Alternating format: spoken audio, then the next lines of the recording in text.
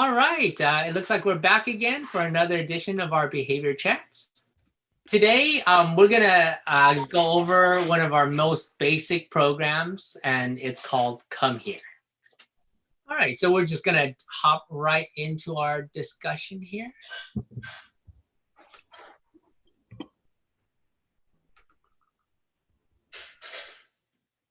All right, now, Come Here is one of our most basic programs, and we implement it with every single child that we work with. For us, if your child doesn't listen to you when you want them to come over to you, they're not going to listen to you for anything that's more complicated than that, you know? So Come Here is one of the most basic instructions that they need to know, and it sets them up so that they can start being able to sit down and listen to anything more difficult that you have to teach them. With all the kids that we work with, the basic problem that we always face is that the child only listens when they want to listen to you, okay? Not when they need to listen to you, not when like, okay, I need them to do this or to do that. They only do things when it's on their schedule, when they want something. The problem with that is none of us have the luxury necessarily of doing things whenever we want them to do it. We don't go to school and like dictate necessarily what we're going to learn that day or in what fashion we're going to learn it. We have to operate off of other people's schedules, and we have to be able to do things on demand. And this is the first demand that we need to teach your child. When we implement this program, we have really two goals here. Number one, when somebody says come here, making sure your child understands what that instruction actually means. Second goal is to make sure that the child actually follows your instructions so that when you tell them to do something, they're actually going to do it. This is how we're going to set up the Come Here program, okay? And we're going to start with the basics, which is, all right, we're going to start with two chairs facing each other, very, very close together. Then you're going to bring the child over and put them in one of the chairs. You're going to just stand over by the other chair, and then you're going to tell the child, come here. What we want to happen is for the child to walk over and sit nicely in the chair. What you're going to get is most likely, if you've never run this program before or you've never had your child listen to you appropriately before, you're going to get a lot of screaming and a lot of crying and a lot of protest behaviors. The child might try to run away from you. They might drop on the floor and refuse to get up and refuse to listen to you. They don't listen to you at all. They pretend as if they didn't even hear you tell them to come over. They might grab onto you instead of actually coming over and sitting nicely on the chair. They'll just try to latch onto you. They might hit you or kick you. What you have to learn to do is ignore all of their protest behaviors and make them listen to you. What that means is when you tell them to come over, you're going to go, you're going to get them, and then you're going to make them walk over to the other chair and sit into the other chair. It doesn't matter what they're doing. Your job is to just get them and move them over until they're sitting into this other chair. Then you have to make sure you reinforce them for listening to you. Now, the reinforcement here is pictured as just verbal reinforcement, but we mean like, oh, whatever the child likes, you know? So, oh, if they like a particular candy, you bring out the candy for them. Oh, if they like a particular, like being thrown up in the air or being tickled, you tickle them to reinforce their listening to you. Then you're going to go over to the other chair and you're going to do the same thing. You're going to say, come here.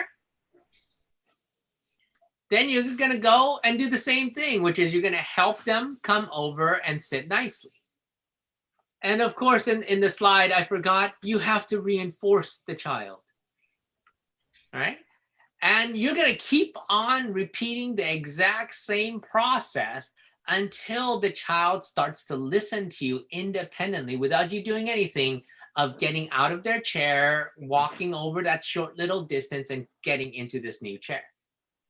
So that's what your goal is every single time the chair is going to be the same distance away from each other. And I'm not going to change anything that I'm doing until every single time, without any help, they can come over across that distance by themselves. So it doesn't matter time of day, doesn't matter any other situation. Oh, every time that I can put two chairs this distance away from each other, when I go over to the other chair and I tell you to come over, you can come over. That's the only time that it's time to move on. Make sure you set really high criteria, meaning like, this is exactly how I want him to listen to me when I ask the child to come over, because you're establishing the criteria for them to come over as you kind of move forward. And what you want to do is have very good criteria, because the response, as it's going to get more and more complicated, is going to degrade the more complex you make it. Now, one other thing is, make sure that your child is listening to you when you tell them to come over, and that they are not just responding automatically, meaning like, oh, you put them in the chair, and before you even say anything, they start walking to the other chair. In that instance, they're not actually listening to you. They're just used to doing things in a certain way. And what you want to do is like, no, you're sitting there, you're waiting for me until I tell you to come over. And only when I tell you to come over is when you start to move over. How do we go ahead and advance?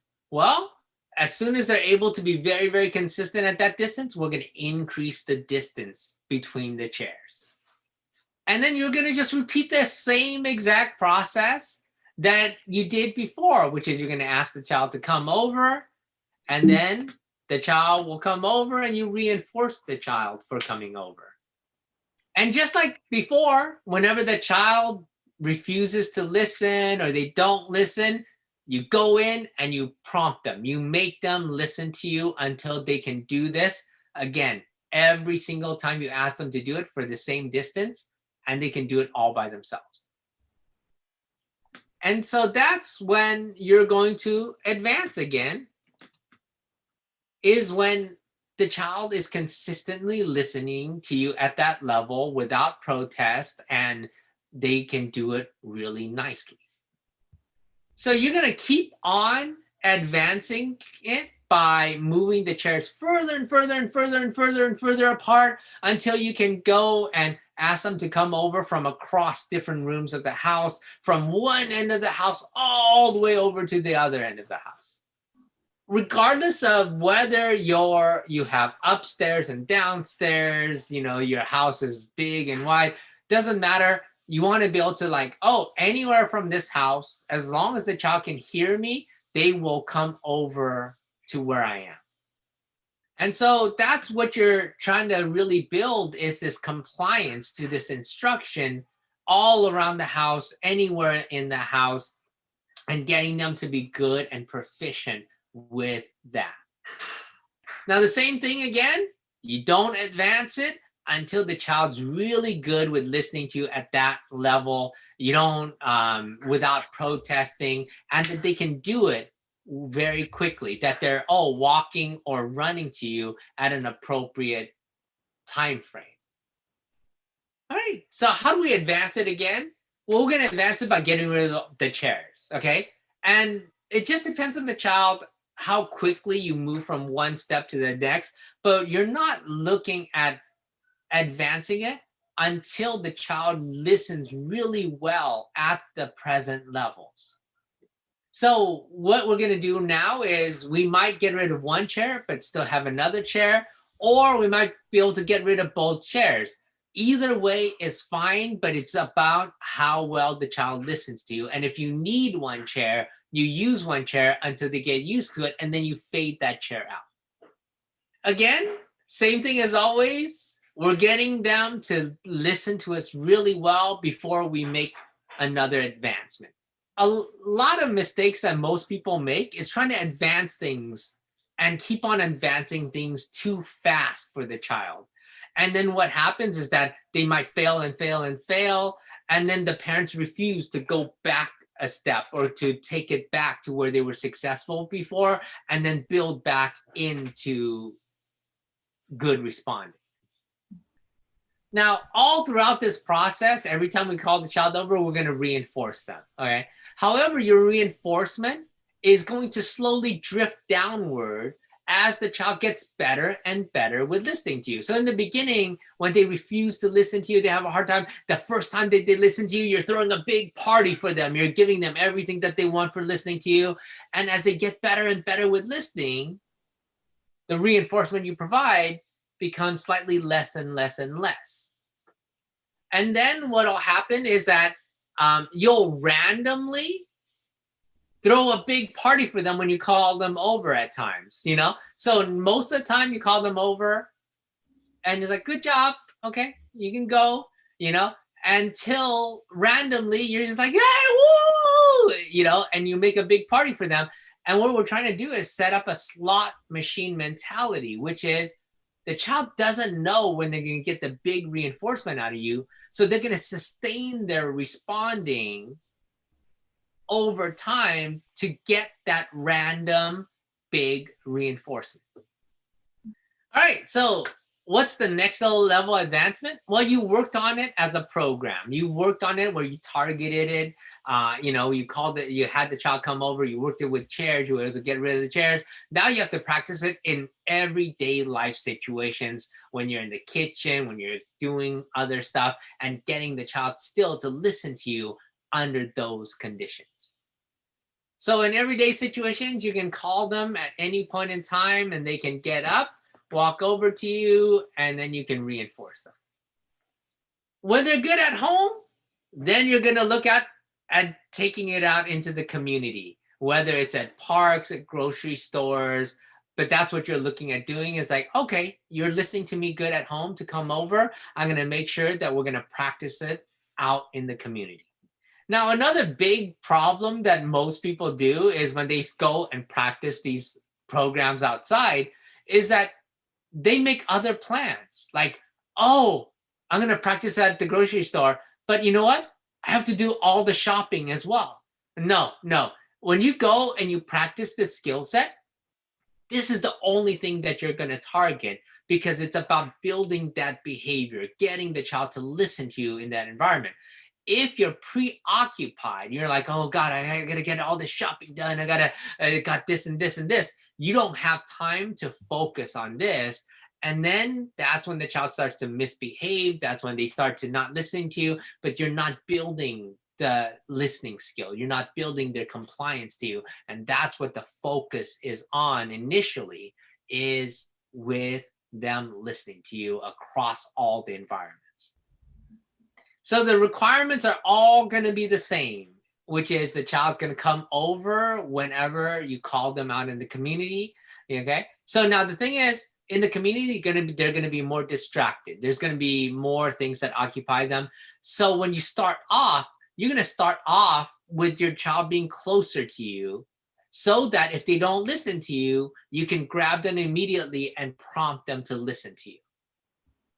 So a lot of parents I work with, they get overconfident, you know, like, oh, my child's listening to me great at home, you know, like, oh, anywhere around the house, I can call them over, you know, and they'll come over. So they'll go to the park and the child's all the way at the farthest end of the park. And then they're like, okay, come here.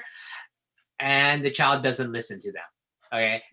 But they're way too far for them to get them. And then it ends up being this, like, I'm either chasing them or I'm, you know, and so no, you want to make sure you set yourself up for success right from the get-go, which means that they're within striking distance of you.